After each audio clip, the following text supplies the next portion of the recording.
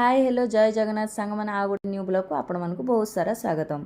आज जेहेतु सोमवार थिला मु जाइतली देवदेव महादेव को दर्शन करने सहित माँ को भी दर्शन है। जेहेतु भागवत गांती लगी 7 दिन है आज थिला उपाधि तो भात डालमा होता बहुत भल थिला भात डालमा। तो आउ गोटे कथाटी मो मनर कथाटी मु शेयर करने को चाहूँगी तो शुणु। जो मनीष को निज भूल भूल लगेनि से ही मनीष को तुम केबे सुधारी पारिबनी। ताकू सुधारिबा चक्कर रे तुम निजे दुखी रहिबो। ताकू ठीक समय रे छाड़ी दियो। से गर्व अहंकारी मनीष को भगवान निजे सुधारिबे। कथाटी बहुत भल लागिला सेतिपय शेयर करदेली। केमिति कौन लागिला कहिबे। तो देखंतु से तो कथा एमती लगी रहिबो केते कौन मनर कथा अच्छी तो सबू कही हेनी। लुगापटा भी सब चौती देली।